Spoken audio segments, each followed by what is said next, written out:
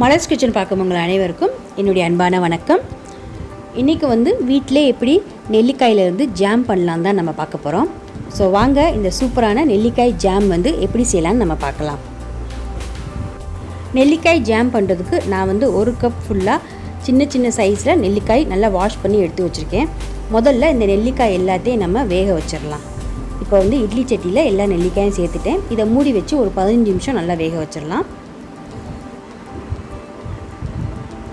இப்போ பாருங்கள், நெல்லிக்காய் எல்லாமே நல்லாவே வெந்துருச்சு, சாஃப்டாக வெந்துருச்சு. இப்போ தான் இந்த மாதிரி வெந்தால் தான் ஜாம் பண்ணுறதுக்கு நமக்கு ஈஸியாக இருக்கும். ஸோ நெல்லிக்காயில் இருக்கிற அந்த விதையை எடுத்துகிட்டு நல்லா குட்டி குட்டியாக கட் பண்ணி மிக்ஸி ஜாரில் சேர்த்து முதல்ல இதை நம்ம அரைச்சிக்கலாம். இதை அரைக்கும்போது தண்ணி எதுவும் சேர்க்க வேணாம், தண்ணி சேர்க்காமல் அரைச்சிடலாம்.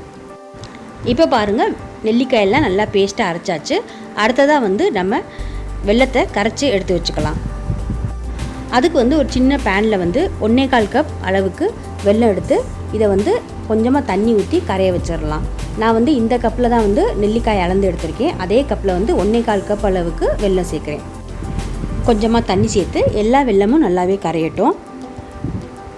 வெல்லம் நல்லா கரைஞ்ச பின்னாடி இதை நல்லா வடிகட்டிட்டு அதுக்கப்புறமா நம்ம அரைச்சி வச்சுருக்க பேஸ்ட்டை இதில் சேர்த்து நல்லா மிக்ஸ் பண்ணிக்கலாம்.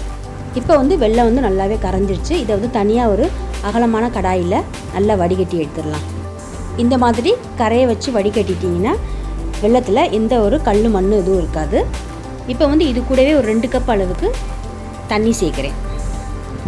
சேர்த்துட்டு இதை நல்லா மிக்ஸ் பண்ணி விட்டுட்டு இது கொதிக்கிற டயத்தில் நம்ம கொஞ்சமாக குங்குமப்பூ எடுத்து கலருக்காக தண்ணியில் ஊற வச்சிடலாம்.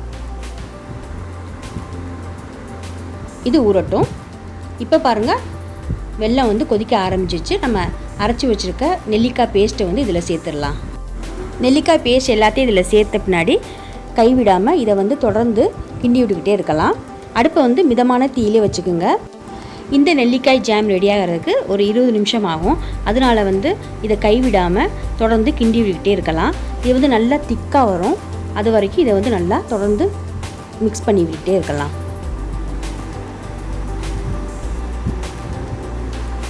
இப்போ நெல்லிக்காய் பேஸ்ட் எல்லாமே நல்லா கொதிச்சு கொஞ்சம் திக்காக வர ஆரம்பிச்சிருச்சு. நீங்கள் நெல்லிக்காய் வச்சு தான் வீட்டிலே ஜாம் பண்ணணும் கிடையாது. ஆப்பிள், மேங்கோ, அப்புறம் பைனாப்பிள், இந்த மாதிரி நிறைய ஃப்ரூட்ஸ் வச்சு நம்ம மிக்ஸ்டு ஜாம் பண்ணலாம். இந்த மாதிரி நம்ம வீட்டிலே ஜாம் பண்ணுறதுனால ஜாம் நல்லா ஹெல்த்தியாகவும் இருக்கும். அதே சமயத்தில் குழந்தைங்களுக்கும் கொடுக்கலாம், நல்லா விரும்பியும் சாப்பிடுவாங்க. அப்புறம் கொஞ்சம் நல்லா திக்காயிருச்சு. நீங்கள் இதில் வெல்லம் தான் சேர்த்துக்கணும் கிடையாது, கருப்பட்டி சேர்த்துக்கலாம், இல்லைனா சுகர் கூட சேர்த்துக்கலாம். சுகர் பிடிக்காதவங்க ப்ரௌன் சுகர் சேர்த்துக்கலாம், நாட்டு சக்கரை எது வேணால் சேர்த்து நம்ம இந்த ஜாம் பண்ணலாம். இப்போ பாருங்கள், இன்னும் கூட நல்லா திக்காயிருச்சு. நீங்கள் இந்த நெல்லிக்காய் ஜாம் பண்ணும்போது அடுப்பை மிதமான தீயிலே வச்சுக்கோங்க, இல்லைனா சிறிய தீயிலே வச்சுக்கோங்க. ஹை ஃப்ளேமில் மட்டும் வைக்க வேணாம். தொடர்ந்து கைவிடாமல் இந்த மாதிரி கிளறி விட்டுக்கிட்டே இருக்கணும்.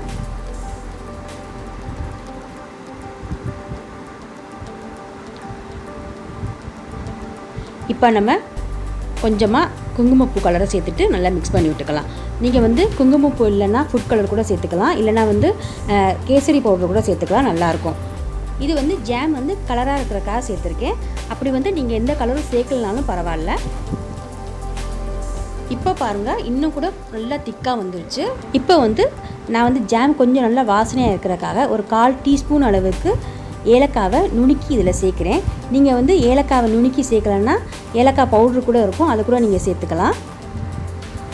சேர்த்துட்டு இதையும் நல்லா மிக்ஸ் பண்ணி விட்டுக்கலாம்.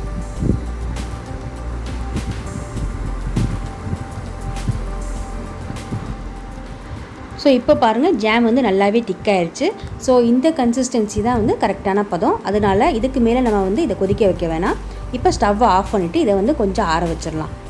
இதுக்கு மேலே ரொம்ப திக்காயிருச்சுன்னா நம்மளுக்கு ஜாம் எடுக்கிறதுக்கு கொஞ்சம் திக்காயிரும். அதனால் இப்போ நம்ம ஸ்டவ்வை ஆஃப் பண்ணிவிட்டு ஆற வச்சிடலாம். இப்போ பாருங்கள், ஆறின பின்னாடி பாருங்கள் எப்படி சூப்பராக இருக்குன்னு. இந்த நெல்லிக்காய் ஜாமை நீங்கள் ஒரு ஏர்டைட் கண்டெய்னர் அல்லது பாட்டிலில் ஸ்டோர் பண்ணி வச்சுக்கலாம். ஃப்ரிட்ஜில் வச்சிங்கன்னா ஒரு 2லேருந்து 3 மாதம் ஸ்டோர் பண்ணி வச்சுக்கலாம். வெளியில் ஒரு 2 மாதம் ஸ்டோர் பண்ணி வச்சுக்கலாம்.